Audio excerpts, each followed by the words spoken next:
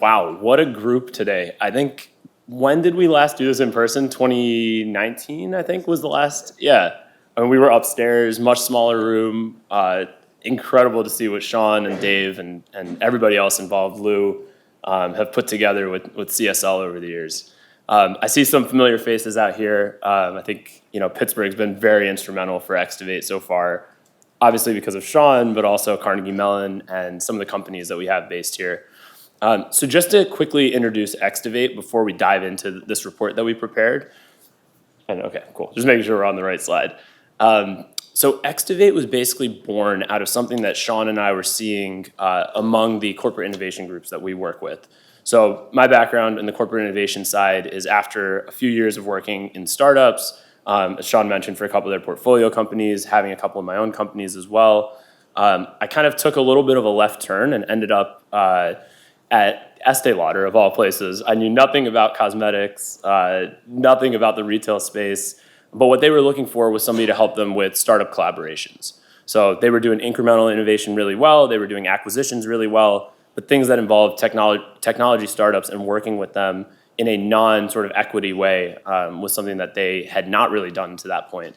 And so along the way, almost completely by accident, it was one of those right time, right place kind of things, started their external innovation group and then operated in that group for 3 years before leaving, and as Sean mentioned, writing a book on startup and corporate collaboration. Since then, I've worked with a lot of other companies, and one thing that I've noticed, kind of a common theme, we struggled with it at Estee Lauder, I think every corporate innovation group to one degree or another struggles with it, is we spend too much time on strategy and spinning our wheels on thinking about, this scenario and that scenario. So what I really set out to create with Extovate was, how do we compress the innovation cycle? And if you think about what the innovation cycle really looks like, I come from like a growth marketing background, so I tend to think of everything in terms of funnels, but you have sort of top of funnel, which is idea stage, then you have a research stage, then you have idea qualification, then maybe you go run a couple pilots, then you scale up if those pilots are successful. And if you think about how many things have to come through the top of that funnel to get anything out of the bottom, I mean, you're talking about probably running through 100 plus ideas in a year. But if you spend a lot of time on strategy, if you spend 3 months on strategy for each of those things, and you have to spend, if you're using outside consultants, 50 to 100K per idea, those numbers really start adding up, and you start seeing how, it just doesn't work. And then you start seeing why a lot of these corporate innovation groups have subpar results. So our goal, kind of philosophically, like big picture, is how do we compress that innovation cycle and make it a lot cheaper to be wrong? Because most of these ideas are not going to go anywhere, and that's by design, especially when you're trying to do something that's a little bit more disruptive innovation. So right now, Extovate, kind of from an MVP perspective, or where we are today, is we really help with the research part of that innovation funnel. So when you already have an idea and you're looking to better understand the landscape, whether that's the startup landscape, the market landscape, geographical landscape, we help with that research stage, and we do it extremely quickly. So we do 15-day turnaround from start to finish. You give us the topic, 15 days later, you have a report like this. Could be in this PowerPoint format, or it could be more of a PDF, depending on the style that your company prefers. And we do that at probably, I would say, 5% of the cost of a consulting firm. So with those two variables, we let you run through a lot of ideas really, really quickly and decide which ones are worth pursuing and which ones are worth kind of signing NDAs and maybe progressing to pilots, if it makes sense. So a lot of preamble there. This report ended up being a lot deep. So we commissioned this report just for the CSL event today. This is not a client report. Every client report is done, is private to the client. But as we dove into this, there's a lot more here than, as maybe a lot of you in this room already would have guessed, than we initially expected. So I'm not going to run through every slide because there's like 70 slides in this thing. If you want the report, you can just go to extovate.com, hit the Get Started button, and just fill out, it's like 3-4 lines. Just contact us and we'll send the report to you. Or you can just email me directly, neil@extovate.com. So every Extovate report kind of is made up of 3 main areas. This part is somewhat customizable, but almost every report will have these 3 areas, which is a market overview, and we'll dive into what that is, corporate activity in that space, because you might be curious what your competitors are working on and what other things are out there from an M&A perspective. And then an ecosystem overview, which is based on criteria that you've shared with us, which startups are sort of popping up on our radar based on that. So some companies might be looking at startups for technology partnerships. Other companies might be looking at startups for investment purposes or M&A purposes, and others might just be looking for market research. They don't care if it's a startup or a small business or a large corporate. They're more interested in, from a technology perspective, what people are doing. Skip that. So one of the sections in the market overview is always market segments. So these are a few that we chose to highlight. One in particular that I spent a lot of time on at Estee Lauder, so I want to focus a little bit on that, is this sort of augmented shopping area. And I think both the Lowe's and the Walmart folks were talking about this earlier. I think this is an area that's kind of really going to help bridge the gap between online and offline. And some of the things so Estee Lauder perspective, it's really hard to buy a makeup product online that you've never tried before. It sounds trivial, but it's like, if you don't know what it's going to look like on you, you don't know what the texture is going to be like. It's kind of like, imagine trying to buy like food online that you've never tried before. You can't taste it, just basing it off reviews on what other people are saying about the product. Estee Lauder is also really big on fragrance, so same kind of deal there. How do you sell a fragrance online? You can't smell through the computer. Skip that. And so you can see just kind of like there's a lot of different areas that we chose to highlight. Each one of these actually goes into a deeper slide. I don't want to cover every single slide here and then make this a 1 hour lecture. But let's just focus on that one use case we just talked about. Oh, and actually this is another area I actually want to highlight here, is because it affects a lot of the folks in this room probably.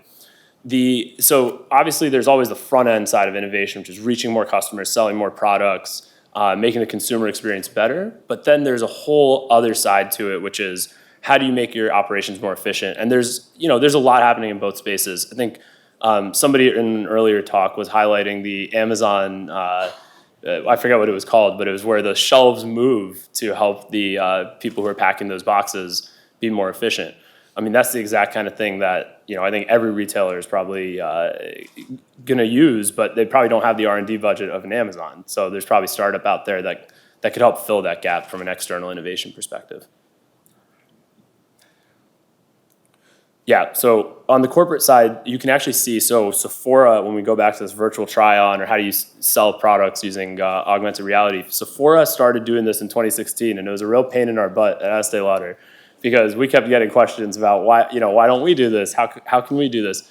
Sephora is owned by LVMH, which is a lot bigger of a company than Estee Lauder, and we did not have the R&D budget to develop this in-house. So we did use a company actually that is highlighted later in this report, which I'll show you. But an Extovate report would highlight other corporate efforts that are kind of in that same area, and the Sephora one is kind of an example of that.